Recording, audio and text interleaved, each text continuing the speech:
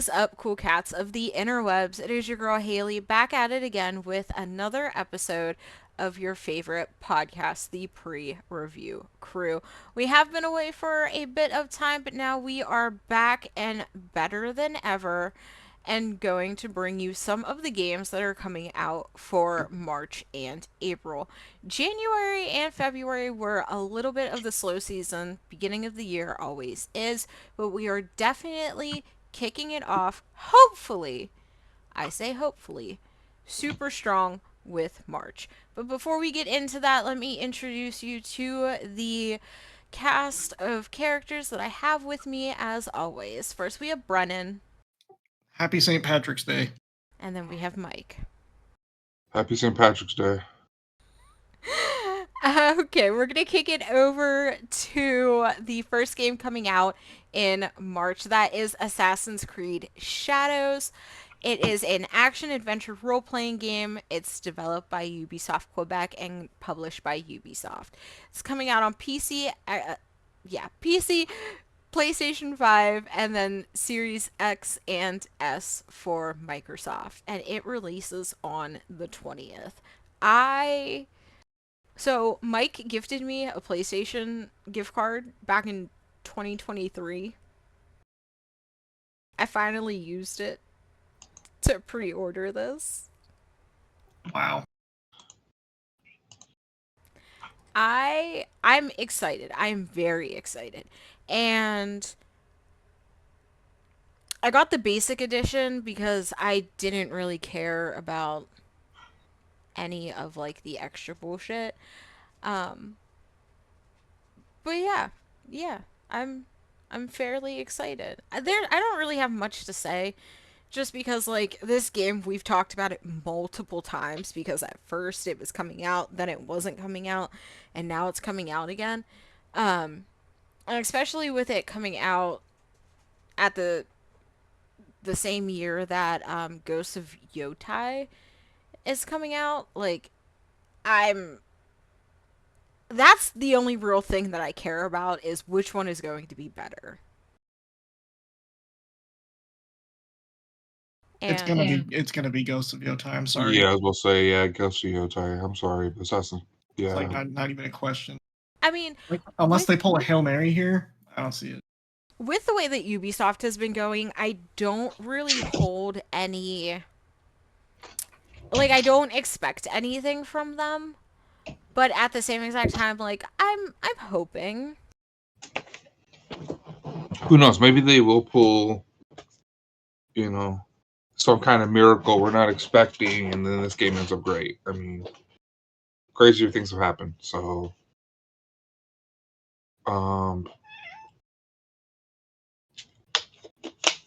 it's just with Ghost of Tsushima released, and then now we got Ghost of Yotai coming out. The samurai thing's kind of getting popular.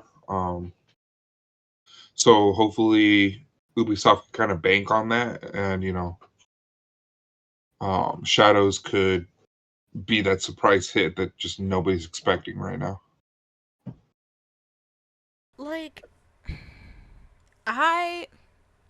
for the sake of the people who have made and worked on Assassin's Creed Shadows, I hope it's good.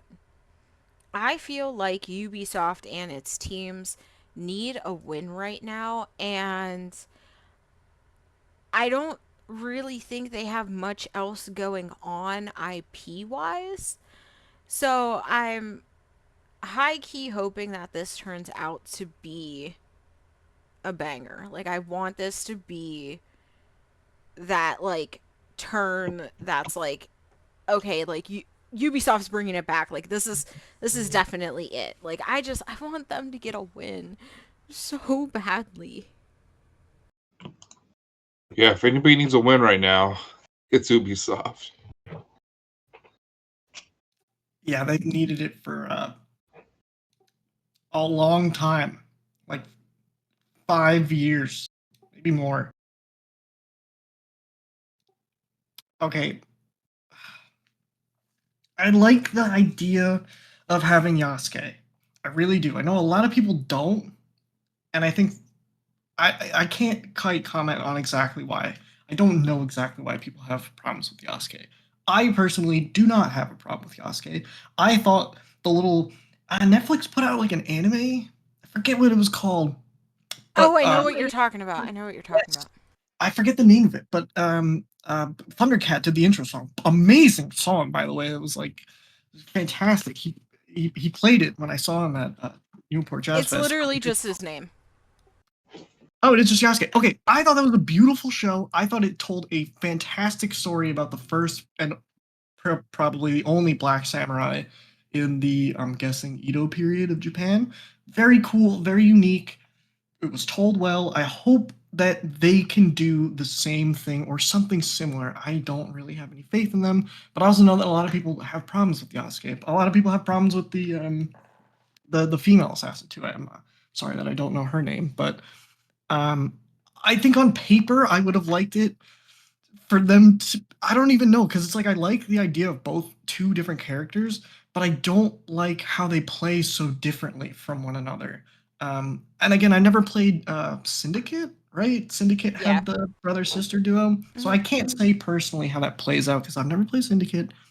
But I just feel like it would be very strange to have to pick between two different characters at any given time. I kind of wish that if you had one protagonist, I think that you could have made a solid narrative around that one character instead of splitting it 50-50. Again, I'm speaking complete speculation. I have no idea. But I think even just in terms of story, like they're already running at a problem where it's these two sort of related but completely unrelated characters that happen to be together. I don't really know where you're gonna go with that. The other thing too is that I feel like Assassin's Creed is like an old ex. They keep saying that they're gonna change. You're like, fine, maybe this time, and then you go back and then they're not. They haven't changed. It's the same. They pull in the same shit, and you're like, okay, I'm gonna go, and it's just this vicious cycle of I'm gonna change, and then they never do, and then like let me change a little bit, and then fuck everything else up, and then man, I just want this series to just get Assassin's Creeded. You know what I mean? When it comes to the brother and sister duo, Evie and Jacob Fry, that is my favorite game. Loved Assassin's Creed Syndicate. Um, I liked that they made you play as both.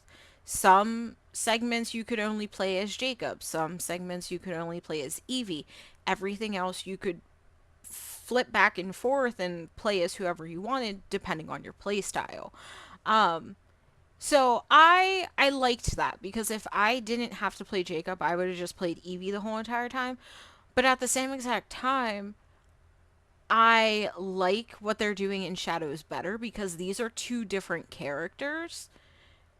In the same situation, they are going to act differently. So I like that I get to have the option of playing this situation as one, but I have the replayability to go back and then go, oh, well, what happened if I did this as this other character? Um, and I think that's what they're going for in this one. And nobody's story is canon. Like it's not like how it was in Valhalla. The female was it the female that was canon? I'm not really sure, but One of them was canon and one of them wasn't. But it didn't make a difference as who you played as because it didn't impact anything. Their gender didn't impact anything. But I like this new take that they're doing. And I like that it's going to offer replayability because, in all honesty, I have never replayed an Assassin's Creed game. I just haven't. I think But the only ones that I have are like the first two. But yeah, no, you're right. They're too long and bloated. The well, later ones to replay. that's my issue with Valhalla. That's why I haven't finished it. Is it is so bloated. So if they went, hey, let's not bloat this, but let's offer replayability so people keep coming back. I would rather them like have these two different characters that are going to act different in different situations than them sit there and bloat it like Valhalla. Because, like, the simple thought of playing Assassin's Creed Valhalla gives me a headache. Because I turn that game on and I go, where did I leave off? I don't know. What was I doing? I have no clue. What should I do next? I honestly don't know because there's 500 icons on my map and I don't know which one to pick from. Will I ever finish the game? Probably not, in all honesty. It's a nice thought, though. Yeah, I never finished it. I think I tried to replay it once, and then I think I ended up getting to the same point that I quit the first time, and then also quit the second time. I did the same thing with Persona 5 too. I'm sorry, Mike. Oh no, yeah, I know a lot of people who never beat Persona 5. So one day I will. Because Persona 5, even though it's more linear, it's still an 80-hour game.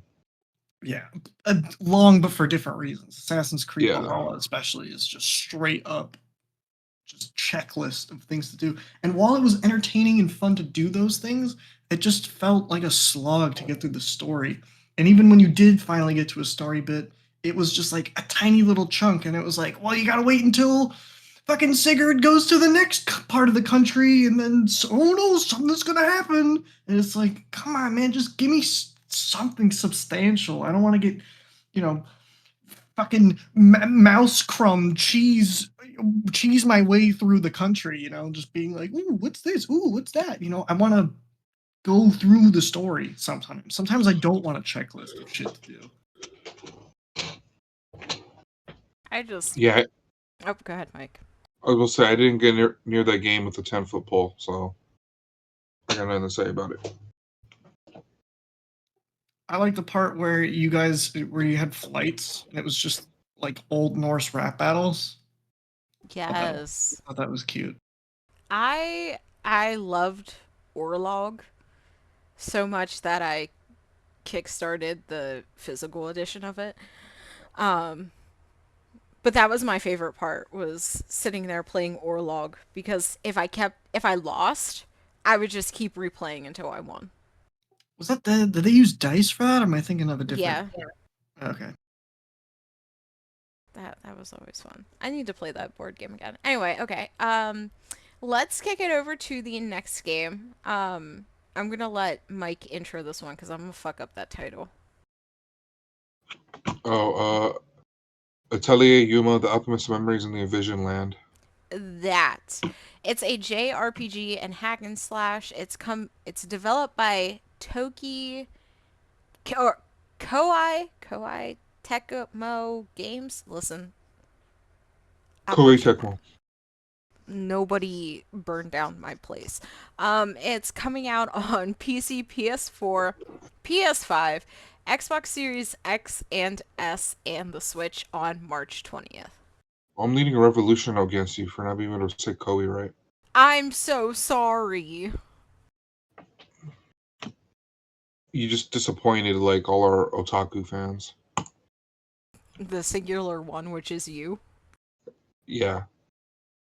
When I listen to this podcast, I'm going to be very, very disappointed. You should definitely leave a review.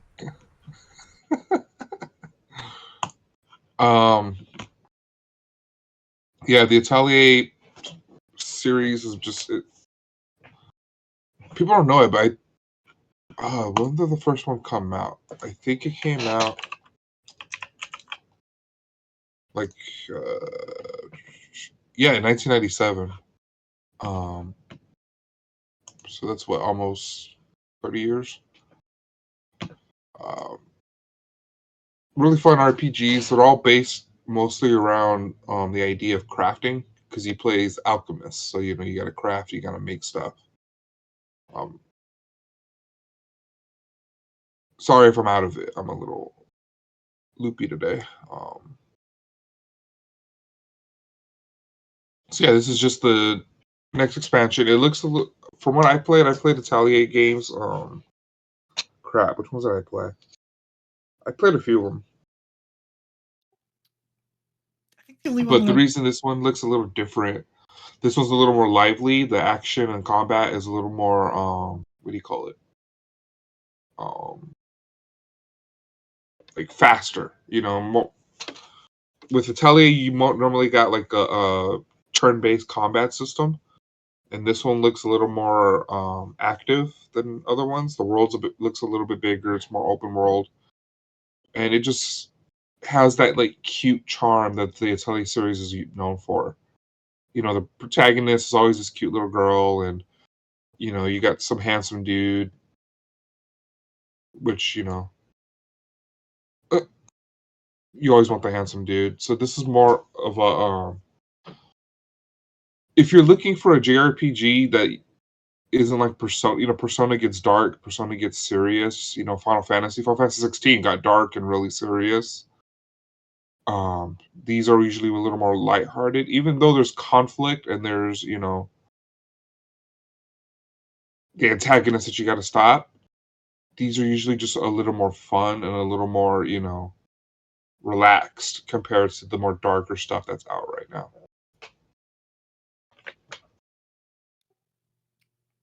I just learned that atelier means workshop in French.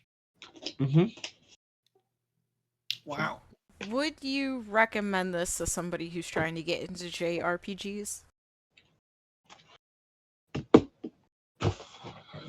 I would. It's the crafting system can get a little from what I remember from the games I played, the crafting system can get a little complex, but they're still fun, lighthearted games. Like if you wanna,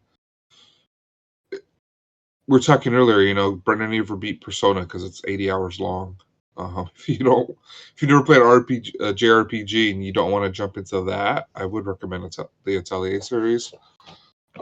Each one, I feel the game improved as they went along. Um, so this would be just a good time. Jump into JRPGs. I'm looking at the cast of characters right now. You get the cute little anime girls, and then you got the very well endowed woman that I know a lot of people are gonna love. Um, so yeah, this is a great way just to introduce yourself to the genre because I know it can be a little intimidating at times. Um, but this is more um, accessible, I guess is a good word.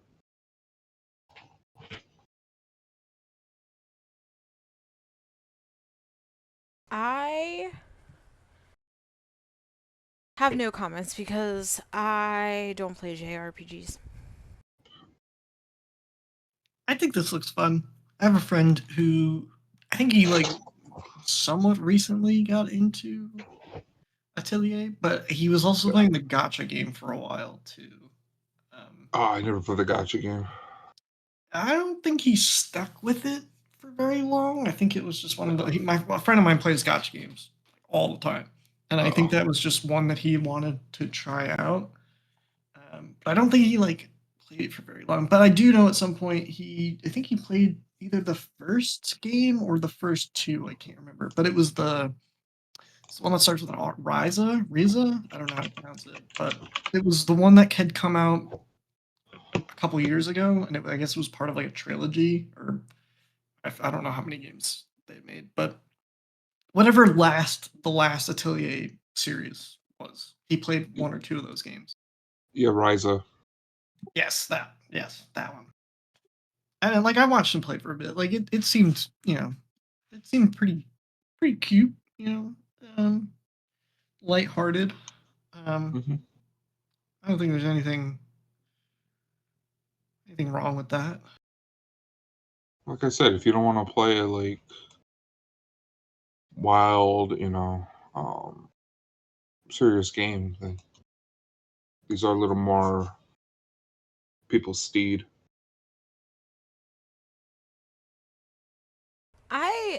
I'm sitting here watching it right now, some of the um, promo material. And I don't like I said, I don't play JRPGs. I find them to be very long. Um and I don't God damn it, Mike. And I just I don't have the time. Um But if I were to invest in one and actually play one, I think I would play this, and I would definitely check out this world and like the game itself because it looks gorgeous. Hmm. Um, I will say I picked up Hello Kitty Island Adventure. Nice. And I picked that up to play on my Steam Deck, and I'm really enjoying that on my Steam Deck. So now I'm trying to look for other games that are Steam Deck compatible, so I actually start using it. And I would love to see if this is Steam Deck compatible because I would, if it is, and it is that hack and slash fight system, because that's another reason why I don't play a lot of JRPGs because I think a lot of them are turn based. Um, Uh, Depends. well, like isn't Persona turn based? Persona's turn based. Yeah. But like Final Fantasy 16 was action. The Mhm. Tales series is more action. It just depends. Yeah, like I'm not well versed in them, so like the only ones that I ever see are the ones that are turn based, and I don't like turn based combat. So I shy away from those, which is also probably another reason why I've shied away from JRPGs. Um, but yeah, I'm gonna go add this to my Steam wish list right now. Actually, Yeah, Steam Deck compatibility at the moment is just unknown. I went to which download the demo, which, yeah, for people that want to know, if you wanted to see what an Italia game is about, there is a demo, and if you decide to buy the game afterwards, your progress in the demo will carry over. oh, that's neat. Yeah, so, Um, if you're like on the fence, like, I don't know if I should buy this, I don't know if there's a demo. So I would recommend playing the demo. they're having a developer sale, and it's up to 85% off as well. Yeah, so um I'm most likely gonna be picking this up. Um it has been a few years since I played Atelier, but I've had fun with them. They were always just really nice, cute games that I felt.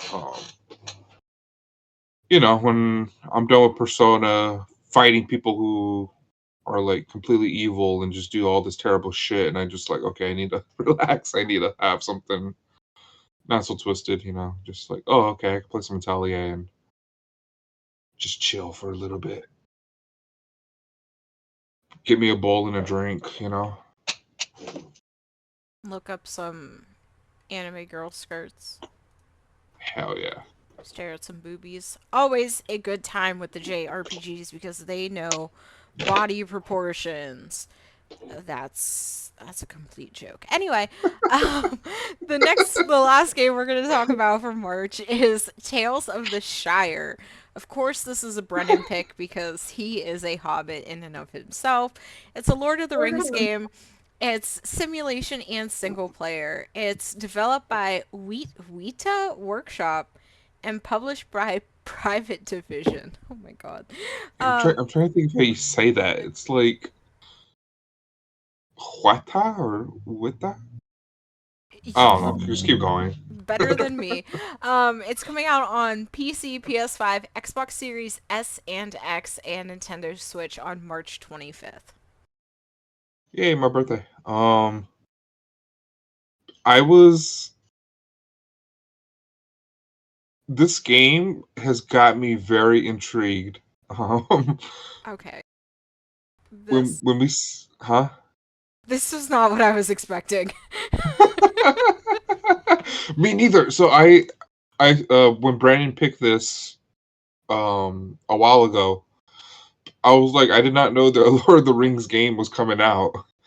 And I was like, okay, what kind of shit is gonna be like? What kind of action? They're gonna do like the Shadow of Mordor series, but it's gonna be in the Shire, so you're gonna be a hobbit, all kinds of crazy stuff happening in the Shire. I was like, okay, that's cool. And I watched the trailer and I was like, Holy hell, what is this? I want to play it. I want to be a hobbit now. Okay, when I was a wee little lad, You still are. god damn it. When I was a weird littler lad, okay, a ladderer, when you were a young warthog. when I was a wee pup, um, I really liked. I forget what the name was. It just called The Hobbit? There was a Hobbit game for the GameCube. A cute little art style, very reminiscent of this game. And the first level, obviously, as the story starts out, is Bilbo running around the Shire. And I thought that that was really fun. And I was like, wow, it would be really cool if they ever made like a Sims game or something about the Shire. That'd be really sweet. Because I played a lot of the game, and most of my playtime was just running around the first level in the Shire. Because I was a dumbass little kid, didn't know what to do. Eventually, I figured it out. That game was hard. This looks like what I wanted as a child. So part of me is like, wow, I really want to play this. The other part of me is like, this looks dog shit. Like pure dog shit. And not for any of the reasons that people are saying in the comments. Okay, I don't agree with any of that. There's a lot of people talking smack in the comment sections of any of these gameplay trailers. It's a lot of smack. And I don't agree with any of it, man. Okay, I want that very clear. I think that this is going to be trash. Mostly because I think that it's really funny to say that a game is going to be trash. It's probably not. It's probably. I just don't think it's going to be a 10 out of 10 forever. I see this being as a mid, like a 6 or like a 7. You know what I mean? Um, I don't know what this is, man. Like, what's the like? Yes, this looks really cute and stuff, but like, what? What? I don't know, man. I don't know. Did Tolkien want this? I don't think he wanted this. Maybe he did. I don't know. He's not alive anymore. Who are we to say? But I just, I don't, I don't know. I really want this to be good, but I have this feeling, this gnawing sensation in the back of my skull saying it's gonna be shit. It's gonna be dog shit, and I really hope it's not. But honest to God, and as much work as the developers put into this, it kind of looks cheesy. Like it kind of looks like cheap, you know. And it's not just the art style. I think it's just everything else that's going on with it. Um, I feel like the gameplay trailer they throw a lot of systems at you, but none of them look particularly deep. Um, and if a lot of this game is just like interior designing your hobbit hole, like again, that's fine. It's just personally probably not for me. I hope that I am 1000% wrong on everything that I've just said. I want that very clear. Hope I'm wrong. But that's how I feel. I want I, this to be good. I don't know, man. This looks like it has its charm. Like it's not that it doesn't look like it has its charm. It does. It's just I don't know. I just maybe I'm just getting old, man. I think that's what it is. I think I'm getting old, and I'm just like, I don't know. I don't know what else it could be. You don't want big hairy feet? Oh, I'm fine with that. Big hairy feet are cool. And you know, you can make your hobbit whatever color you want. I don't give a shit about that. Make him purple for all I care. It's fine. I think I'm a Smurf.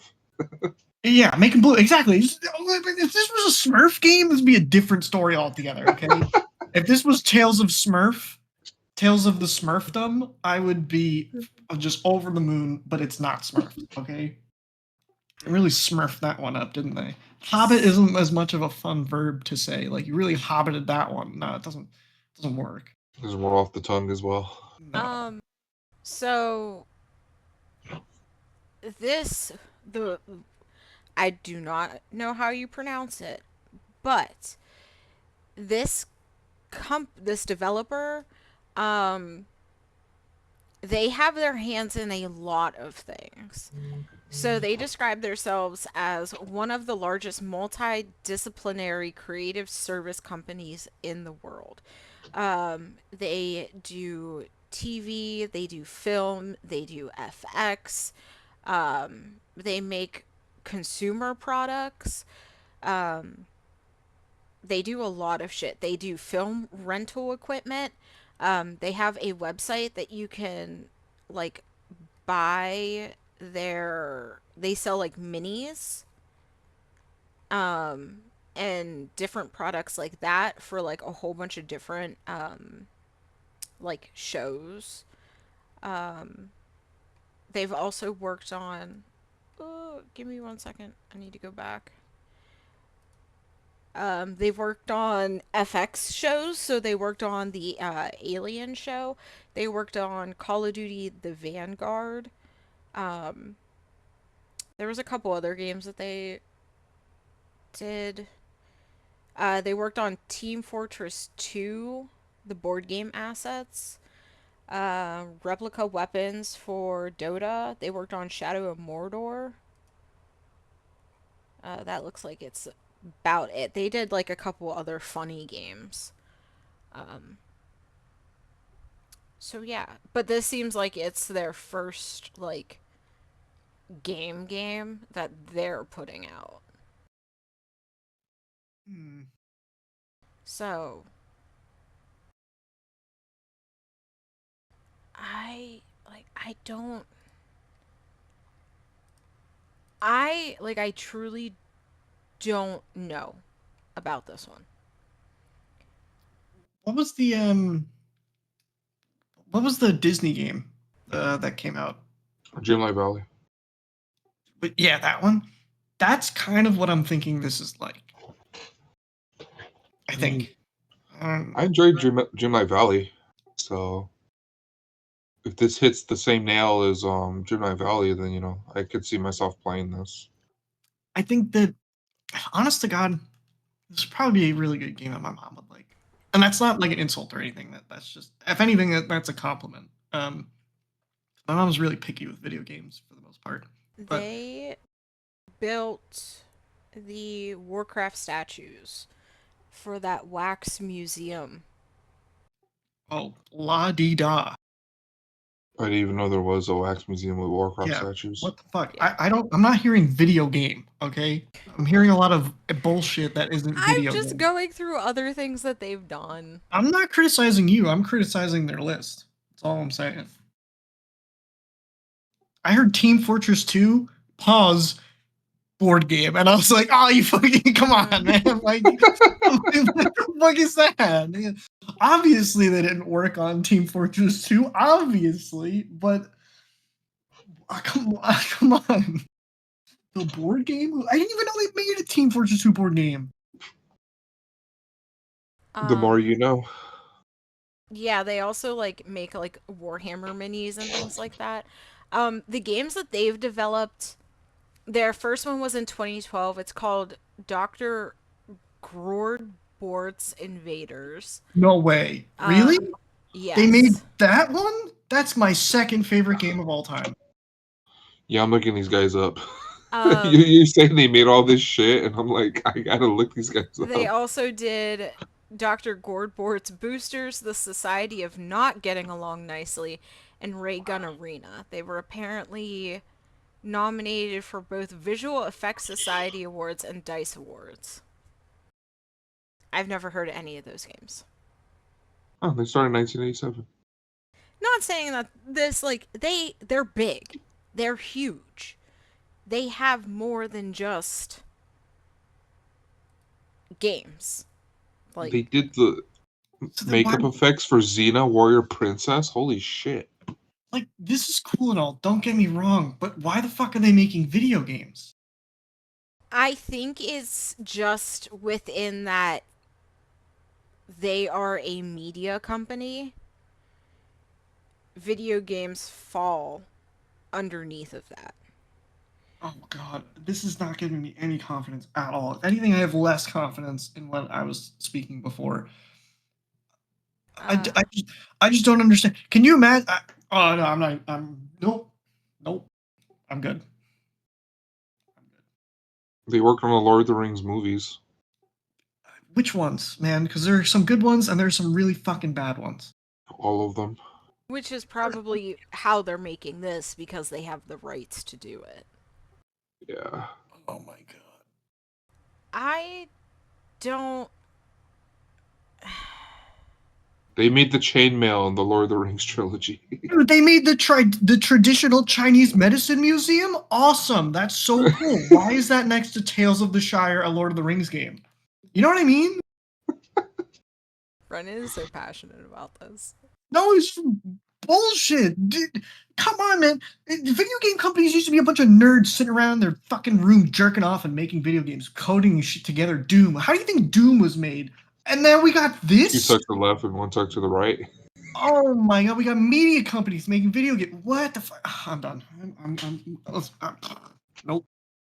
Nope. It's St. Patrick's Day. It's supposed to be a fun, happy day. I'm supposed to drink my Guinness, not get mad over Tolkien's shit knockoff adaptation game. Well, why don't you guys buy me a $1,799 figure No. statue from their website? No. You can use your allowance that I give you. Ah, nice. Well, you haven't given me my allowance in a while, so. Oh, sorry. I've been spending it all on Playboys. Dude, my local crackhead on the corner can make better figurines than these people. I think. Yeah, they make them out of crack and you smoke it. Exactly. Oh my god. Anyway, I like Not how that works, but looking at the trailer for this. I don't know. I don't have any hope for it. I feel like it's trying to be like what Brennan said. It's trying to be like Dreamlight Valley, and I don't think it's going to be there.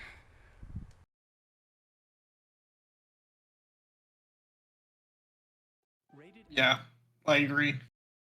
if it's like Dreamlight Valley, I can't see myself playing this. I just got Stitch in Dreamlight Valley. It was fucking awesome. I really like Dreamlight Valley. I don't. It's cute, but it looks unpolished. Yeah. Like, the colors are dull in this gameplay trailer. Um, it just. The textures don't look. They don't look there, in all honesty. It looks like a GameCube game, to be honest. That's what I'm saying. Look, I will show you. I will go back and find this GameCube game, and I will put them both screenshots side by side, and I swear to God, they'll look almost the same. I promise you. Like, it just looks mid. Anyway, we're gonna move on. We're gonna stop shitting in the Shire, because that's where Brennan lives, and move over to April. I was Kicking going it to talk off. about the things I want to do to a Hobbit. Okay, well, please talk about what you want to do to Brennan later. What? Anyway, The world needs to know. for April, we are starting it off with South of Midnight. It's a action adventure game. It's developed by Compulsion Games and published by Xbox Game Studio. It's coming out on Xbox Series S and X on PC April 8th. I am so excited for this game. And I will tell you why. Why? It's claymation. Oh, that's why it looks like that. Yes. I was watching gameplay of this, and so I was like, this looks a little weird. The way it's moving is a little weird. I thought it was the same effect like the same like Into the Spider-Verse effect. My bad. I apologize. Not claymation. It's stop motion animation. Yeah, it's the that's Into the Spider-Verse. That whole thing. They cut the frames. I forget exactly what the frame rate is, but they cut the frame rate down so it makes it look like it's choppier stop motion. It's a really cool effect. I am and that's one of the reasons why I'm super excited for it is it looks different. But also you're playing as a black girl. I'm assuming she's in her teens.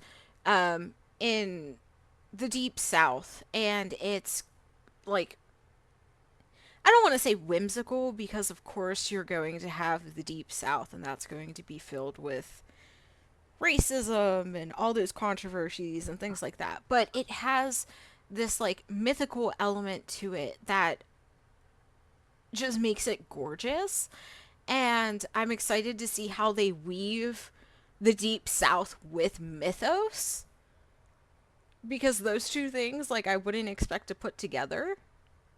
But like I'm excited to see where they go with that. Honestly, yeah, when I was looking up games for April, I saw this and then I was almost about to pick this. I don't know why I didn't, but I was glad that you did because this looks awesome. Both visually, setting wise is really unique. Not many games take place in the South. Mafia 3, maybe. Maybe, that's the only one that I can really think of. That's the only Um, one I didn't play. yeah, me too. And it's not, Yeah. no, actually, I didn't play the first one either. I only played the second one. Regardless, the setting is unique, and I think just like the story, the mythos that the Deep South must have that I'm not exactly privy to because I've always lived up in the North and I don't really spend a lot of time in the South, especially the Deep South. But I have to imagine that they have a fair amount of myths and legends and stuff, similar to how, in Jersey we have the Jersey Devil. Okay, but I imagine the Deep South has like a billion more that people up north don't know about. So I think this would be really cool to see like what those myths actually entail in a dark fantasy kind of setting too. I think it's just beautiful. My only thing is I hope the combat feels as good as it looks. It looks really punchy, but like I want to, feel it. But I like how it looks so far, just all of it. There doesn't seem to be anything about this that I don't particularly like. Yeah, I'm watching the gameplay. um, there's things that I would imagine. I've never been to the Deep South, so I'm no expert. But like the giant crocodile and the witch doctor and stuff like that. I'm watching the protagonist Hazel fight these kinds of enemies, and it looks intriguing. So the game is Like only. Oh, sorry. I'm gonna say, like the crocodile, it's this huge monstrous thing, and I'm just like wondering how you're gonna fight it. Like I always like when you have to fight the really big bosses and there's stages to it. So this is actually looking, kind of, especially because it's more of an action combat kind of. One of my favorite all-time favorite franchises is Devil May Cry. So I love games that can really adapt that game style of gameplay really well. And from what I'm seeing, like this has got a nice combo system. Her weapons are really unique. So this is actually looking pretty good. Oh, these are the same people that they made We Happy Few. Okay. Oh wow. Okay. I remember hearing that game had a fantastic story, but then the game itself was just kind of whatever. It was I never played it. I watched it. But yes, the story behind that is really really cool. It's basically like you're in sort of like retro like Austin Powers-esque Britain, and it's all about censorship, and everybody is given a drug to stay happy. It's literally called joy. Yeah. And you have to determine if you're going to take your joy or not take your joy, and what you're going to do and how you're going to play the game, um, and live I, your I played life. I played a little bit of We Happy Few. So It's really good. yeah, Definitely check it out. it was a trippy game from what I remember. See, complete opposite from the other developer that we were talking about, right? Like these guys have made a decent game before, so that gives me hope that this will also be pretty good, you know? Their very first game is called Contrast, and it looks like it's a oh, it's a 2D. It's 2D and 3D, and you weave in and out of things with your shadow. Kind of cool. Question: did they make any Warhammer figurines? No. No. Okay, good. Wow. Who would have They also thought? didn't make wax statues for the. No, wait, really? Come on, that's the hallmark of any good video They game also didn't developer. make any chainmail. Oh, Yeah, they didn't make what? Come chainmail. on, what are we doing? But yeah, South of Midnight looks really cool. I like that they did the stop motion because you don't see that. And I'm assuming you don't see that because it's probably time consuming and it's expensive, but it's like I am very excited for this game and it's only $40. Yeah. Oh, that's a good price. Oh yeah, you're right. That is a pretty good price point. Um, So, Yeah, you're saying it's hard. It reminds me of I don't know if anybody here's seen Parks and Recreation. yes. When Ben tries to do the stop motion thing, and for Yes. days Oh he's my just gosh. recording. Yeah. He's like, oh, I've been doing this for days. Let me see where I got, and he's got like 2 seconds of He's footage. got like 4 seconds of stuff, and they're like, "Is that it?" And he goes, "Yeah, that's all I made so far." Yeah, so I can imagine making a whole video game of that is like just it's ambitious, which is what I want to see in games nowadays is some ambition. So like, I don't think that. I don't know if I mean I could be wrong, but I don't think the effect itself is that difficult to make. And the only reason I say that is because in Spider-Man 2, it was either Spider-Man 2 or Spider-Man Miles Morales, there was a skin for Miles that was in the Spider-Verse and it had that same effect, that same comic book low frame rate effect. And if you can just do that and isolate that to one model, I don't think that it would be terribly difficult to do it everywhere else, because to me, again, it might not be as simple as I'm thinking, but to me it's just cutting the frame rate, and I can't tell you exactly what the frames are, but it's just a Yeah. cut frame rate, or it skips a frame or something. I don't know exactly how it works, but I can't imagine that it's too difficult to do. Oh, I okay. could be very wrong about that. um per Google, take this. We'll read this from houndstudio.com. Stop motion animation is a challenging art form that requires a lot of patience, attention to detail, and creativity. One of the biggest challenges stop motion animators face is the time that it takes to create even a short animation. So they've probably been working on this game for a while then. Let me go back. It's either that or they just skipped frames, you know. 2021 is when details about the game were leaked. Never mind, I kind of gonna roll back on what I said. And they were acquired by Xbox Game Studios in 2018. So I would say probably around they were working on it either before they got acquired or right around the time they got acquired. Hmm. But that is all, that's just my assumption. But yeah. So I mean, I'm also not an animator. I don't know shit. I could not fucking tell you where to start with making a video game. Um, so yeah.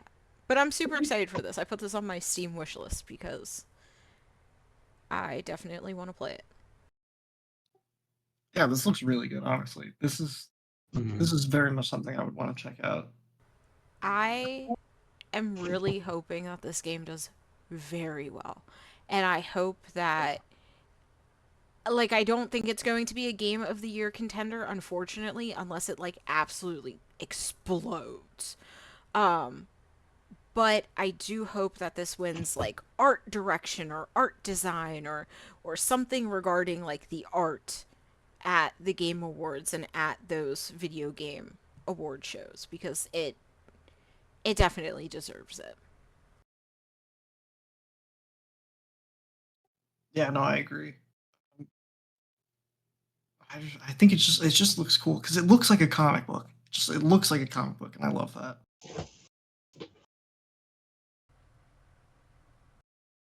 I was trying to think of something witty to say to connect it to the next one, but I can't think of anything. So the next game that we're going to talk about for April is called Mandragora. Mandragora. There we go. Whispers of the Witch Tree. It's a Souls-like Metrovania game. It's developed by Primal Game Studio and published by Knights Peak. It's coming out on PS5, PC, Xbox Series S and X, and Nintendo Switch on April 17th. Um, this looks like a mix between Castlevania and damn, what was the game where the apocalypse happens and you have to play as War? Oh, Darksiders? Yeah, Yeah. this looks like a mix between the two of those. Yeah. Yeah, I don't know. I picked this. I was honestly I was having a difficult time trying to find games for May or April. Sorry. And when I saw this just kind of I don't know. This kind of scratched some kind of itch to me. This looks really interesting. Um, there seems to be a number of different classes. You can make different builds, which I think is really cool. I like how it sort of maybe kind of not really, but kind of plays like a Souls-like game. I know that word is just thrown around so much that it doesn't really mean anything anymore, but I do like that. And every now and then, I do like me a solid Metroidvania game. Um, I'm really glad that this isn't just a straight up side scroller, too. I do hope that it is more of like I hope it's not early Castlevania, but more later Castlevania. You know what I mean? You know what I Yeah. mean. Um, yeah, I don't know. This just looks it just the art direction looks really cool. The gameplay seems really solid, simple but solid, and I like just I don't know, just man, dark gothic horror just does something for me. You know what I mean? Like I don't know.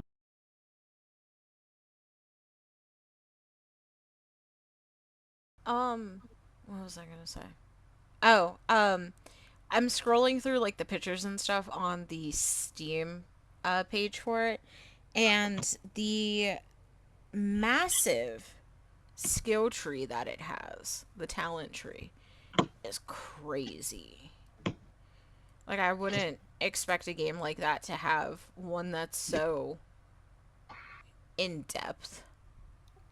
Very Path of Exile. Yeah.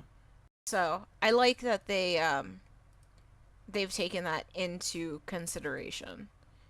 So and then like your armor and stuff like that matters and your weapons, and it looks like um you have potions of healing, maybe mana potions. It looks like you have to carry food on you, so it definitely adds more to it than just side scroller kill things. Hmm.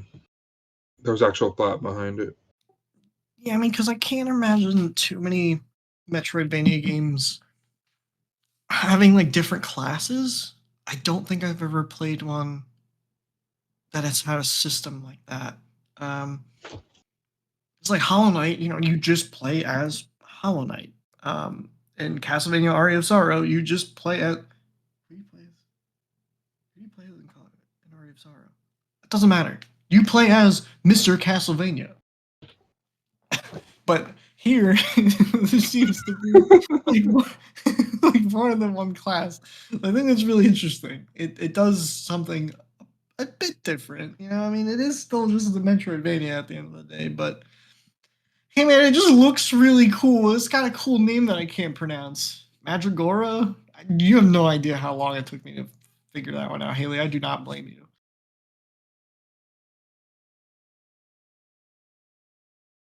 I will never play this game. Boo. I am not a fan of side scrollers, and I just cannot tell you why. But I don't like. I bought Assassin's Creed Chronicles, like the first one with the ninja. I played like a level of that and then I gave up. Lady, Disc.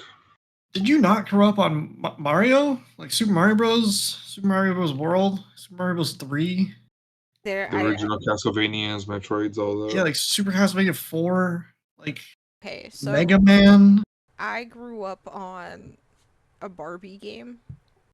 It was like Oh, Barbie Genie something. There was Such a one youngin. there was one Mario game that I did play, but I always hated because I always died, so I like never played it. Um, and yeah, I honestly, when I was younger, I wasn't really too into video games. It was very much in and out, in and out. Um, In and Out is good. dead. But like my brother was super into video games, so I sort of followed his lead because it was just me and him. So if one got something, the other one got something. So um like we had what did we have? We had the Game Boys. Hold on, let me look those up so I don't get it wrong.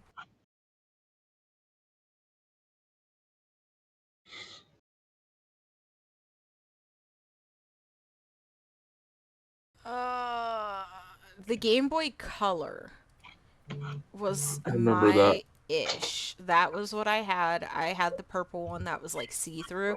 And then I had the little swirly light that went with it that was by like that off brand that you could oh, buy at Walmart. I know what you mean. Yeah. Yeah. Um I had that. Uh I had my PlayStation, I want to say PlayStation Portable, but that's not the right. That's not what it's called. PSP? Yeah. Oh, was it the PlayStation Portable? Yeah, PSP was just short for PlayStation Portable. Yes, I had that. I had the original one too. Get your Um, shit together, Haley. I'm so sorry. I'm so sorry. I had like the original 2000s PlayStation Portable. Um, I still have it actually. Um, what did we get after that? We had an Xbox 360. We had a Wii. Um, my dad had a PC. My brother had PlayStation 2. We had a PS2. Um, yeah, but it was just in and out. Like I wasn't too big into video games. I would say that I really got into video games with Legend of Zelda Twilight Princess. My dad would come home from work and play it, and I loved the story, but my job when he played it was to read the walkthrough if he got lost and tell him where to go. Because the computer was in one room and the setup was in a different room. So I'd run over to the computer and like speed read it and then run back and be like, no, you have to go here and you have to do this. And then run back and then like do that. And that's what kicked it off was I just fell in love with Twilight Princess. Wow. I don't remember asking for your life story. I'm so sorry. I was just about to say, there goes the life story of Haley, everybody. Oh, yeah, there you go. I just asked. I guess you didn't grow up on Super Mario Bros. And the short answer of that is I did not. Oh, yeah, okay. It makes sense now. All right. They make me feel old because that's what I played when I was starting out college. I'm younger than Mike and I still feel old.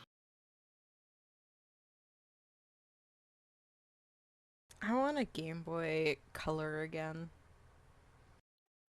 I don't think they're too expensive. I don't think they are either. You could probably find one. Here, let me see. Game Boy Color. I'm on eBay.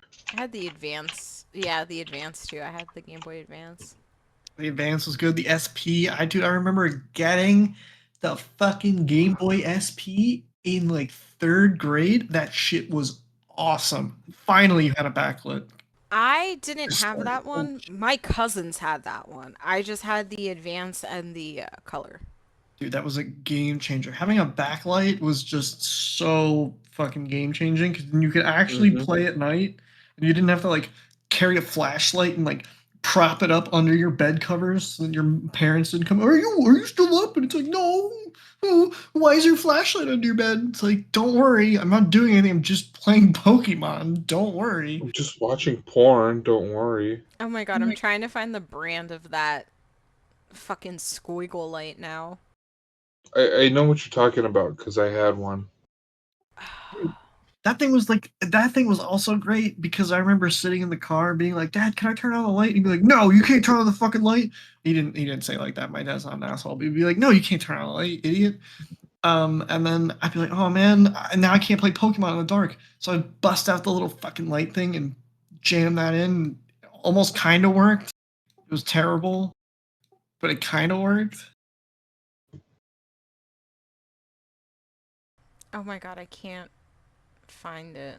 They called them worm lights, but like the brand was like, oh my god, dog something? I don't remember. Dog Yeah, I shit? just found you. I just found you. Game Boy Color and Atomic Purple on eBay, still in box. Bruh. In the unopened? $200. It was open, but they still got the box. Oh, still, that's kind of crazy. And it comes with the car charger and the warm light. Nice. I don't even know. Do cars even have the little lighter position anymore? No. Like that, no. A lot of them, honestly, no. Not at all. Yeah. How do I light my cigarette when I'm driving? Like, come on now. You don't? With a lighter. Or you just don't? Oh wait, everybody vapes now. Everybody vapes now. Oh That's yeah, why. you're a cool kid if you vape. I'm gonna I got busted in the school bathroom vaping, take a seat now. and then I got even more trouble because everybody was wondering why I was on a school campus. That's oh god. Hey, at least I don't smoke cigarettes anymore, right? I'm just kidding. I think about it every day. Oh my god, we're moving on. Anyway, last game that we're going to talk about Smoking for in the April boys' room. is Fatal Fury City of the Wolves. It's a fighting game. It is developed and published by SNK Corporation. It's coming out on PS4, PS5, Xbox Series S and X, PC on April 24th. So 26 years ago, I played a game called Fatal Fury. It was awesome. 10 years later, I gave up there ever being another Fatal Fury. 26 years later, here we are. So yeah, if anybody's ever played an SNK game before, this is kind of what you should be expecting. I just what do you call it? They did like a system to not exactly it was a beta. They did that last month, and this game looks very interesting. It's got some cool mechanics to it, especially the mechanic on how you do all of your special moves instead of you losing meter. Oh shit! You gain meter, and you can blow yourself out if you use too much. But It's kind of cool. yeah, just watching it move, it looks kind of like a King of Fighters game. So I don't know. I'm just been playing a lot of Tekken and Street Fighter, so I'm always looking for something a little different. And that's what this looks like. It's just something, just something to refresh my palate before I go play the next season of Tekken 8.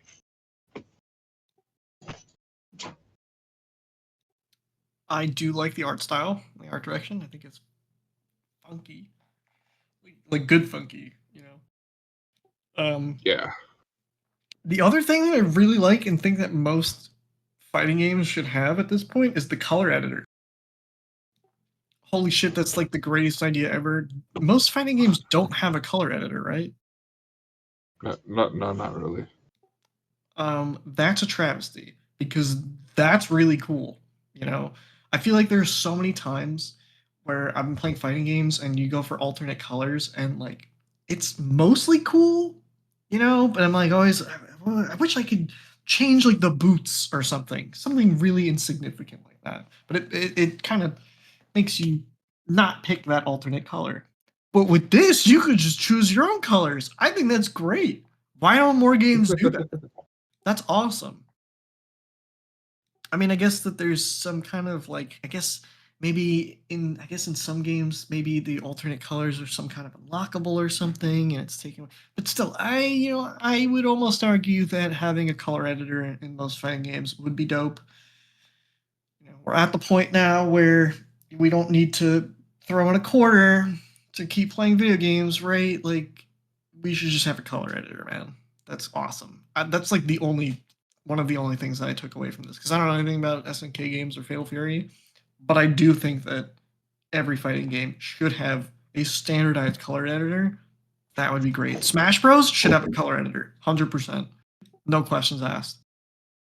Maybe the next one they'll put a color editor. If Sakurai's still making games at that point. God bless that man's I don't think he soul. will. God bless that man's soul, and God bless that man's wrists.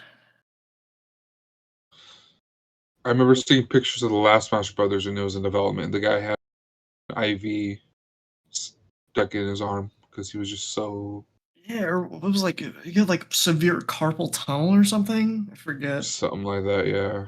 Yeah, oh my god, dude's can work himself to death.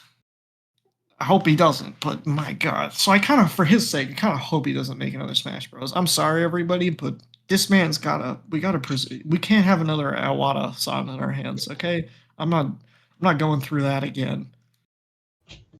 Um, not to interrupt, but I figured out the brand that I was trying to think of that they sold at Walmart. It was called Mad Cats.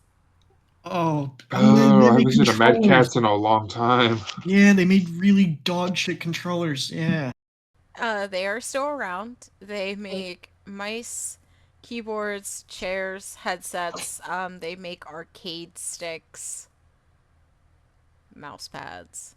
Do they still make dog shit controllers? That is a great question. I honestly wouldn't know. Dude, the Mad Catz controllers would be one of the ones where my little brother would come up. He'd be like, "Hey, can I play the game?" You'd be like, "Yeah, sure." And then you pretend to plug in the second shitty Mad Catz controller and make him think that he was doing shit just pressing buttons, but he wasn't doing shit the entire time. That's what Mad Catz controllers are to me. Th- The They have bullshit little like brother controller. this is really interesting because I've never seen this before. But they have an ergonomic Switch controller where you just take the screen and you just pop it on and it makes it one like whole piece. Interesting. What? It makes it look like a Steam Deck. Oh, Mhm. weird. Very. It's interesting though. They only make Xbox controllers, no PlayStation. Damn. I was hoping they'd still making GameCube controllers. They make a foot pedal and wheels. I can finally learn how to drive stick. Like steering wheels or like Yeah, they have wheel. they have a steering wheel with a shifter and pedals. Oh, I remember my friend got one of those and they were completely useless. I do want one. Like I would like to have a setup um for that. The only game it was usable for was Gran Turismo, and eventually we got sick of Gran Turismo, and his wheel and pedal just sat in his room for years. I want to use it for Forza. That's my thing. Like I want to learn their stuff is a bit overpriced in my opinion. But anyway, I want to learn how to drive stick, and that's how I want to do it.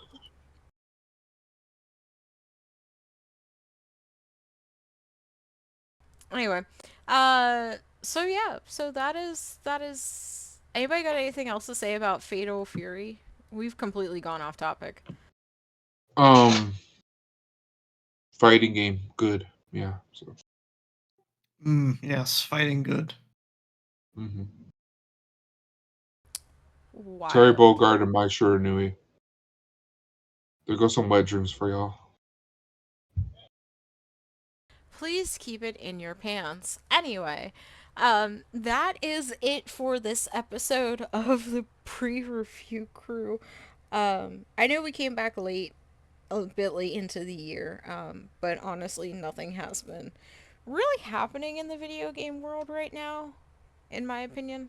I don't follow it as closely as what I used to. Um, Somebody bought a Cheeto that looked like Charizard. Jesus fucking Lord. This is why you don't give people money. Anyway, Brennan also put on our sheet, quote, nothing fucking going on right now. So, with that being said, let's kick it over to some final thoughts. Do you guys have any predictions for the rest of the year? Any favorite games coming out? I'm just waiting, not so quietly, with everybody about the Switch 2.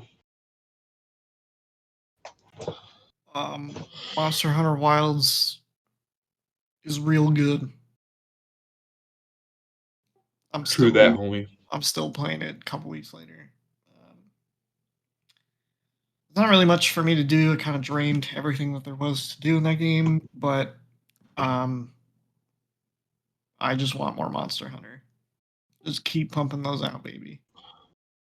Yeah, I'm downloading the Atelier Yumiya demo right now, so I'll tell you all how it is next time. Next time on Pre-Review Crew. That should be our new outro. Um, I don't know. There's like I am looking forward to the new Death Stranding 2. I definitely need to rewatch a video on its lore. Ghost of Yotai, of course, I'm excited for that. I couldn't care about fucking GTA. I don't know. Like there's some good looking games coming out this year. I am hesitant to be like, okay, this is going to be the year. Um because last year also wasn't that awesome. Um but I don't know. Maybe we'll see. I don't really have my hopes up. Once the Switch 2 gets announced, everything else is just gonna be completely forgotten. I It's just how I feel about this year. Is it's like whenever Nintendo drops something new, like everything else just goes completely out the window. And I feel that we are going to be doing a lot of reviewing of the new Switch when that shit comes out. So I mean that's something for people to look forward to. I guess it's just something big is happening this year, and we're pretty sure we're all going to get one. So I will actually stop you right there. And before I continue on with that thought, I really want to play Hell is Us. That looks really good. I am never very. heard of it. It's a third-person action adventure game. Super excited for it. Looks super dark. I will not be getting a Switch 2. And I will not be getting a Switch 2 because I do not play the Switch that I already have.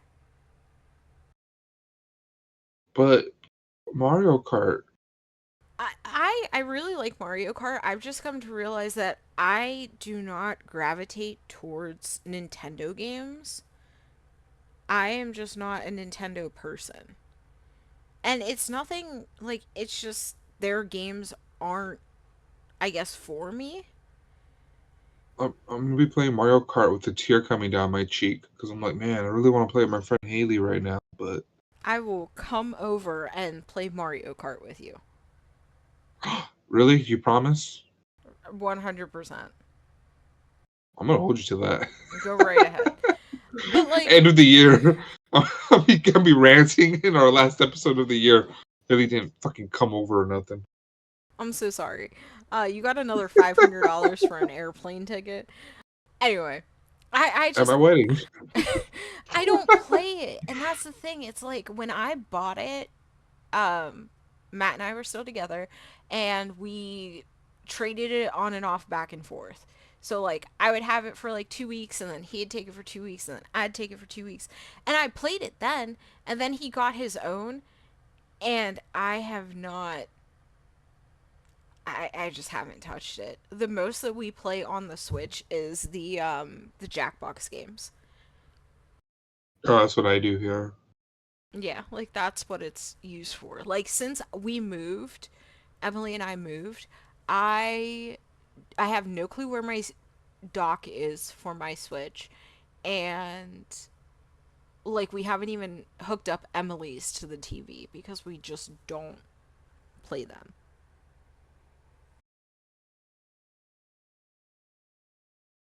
Like I love it. Don't get me wrong. Like it's fun. I love the Switch. I played so many hours of Animal Crossing when that came out. Um, Stardew Valley. I think I have probably my best account for Stardew Valley on the Switch. But it's just like I don't play it, so there's no point in even Yeah. getting a new one. Like that's why I bought um Hello Kitty, The Island Adventures for my Steam Deck. Specifically, so I am forced to play my Steam Deck because I bought my Steam Deck and I haven't touched it. But also, there's not a lot of games, like smaller games, that are optimized for the Steam Deck, which is a little bit annoying. But I get it. Like, if you're small, you're not going to really be able to accommodate that if you don't have the money to. So, I can understand it, but at the same exact time, it's like it's frustrating. So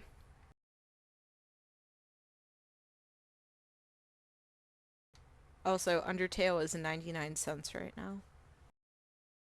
So I was crying behind the scenes after you said you weren't going to touch a Switch ever again. I I only played Undertale when that like first came out, Oh and yeah. my friend was like, I have a friend who works for Zelda Dungeon. Shout out Zelda Dungeon. Um, and I remember him coming up to me like, "Bro, have you seen this new game called Undertale?" I was like, "No." He's like, "Go home and play it, man. Go home and play it." And I played it once, and I was like, "Okay, it's all right." But I I don't know. I don't know. We're gonna end this episode before we keep ranting and raving. But I I'm hesitant with this the way this year is going. I hope it gets better, but I also am not going to sit here and be like, yeah, this is gonna be the year for video games. We'll see. We'll see. That's the only thing I gotta say is we'll see. yeah, yeah. So, that is it for this episode of the pre review crew.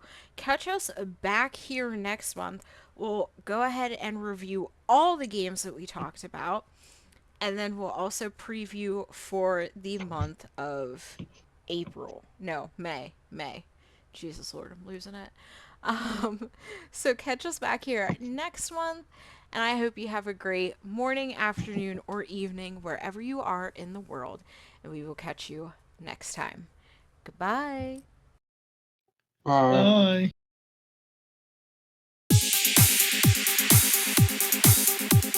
Bye.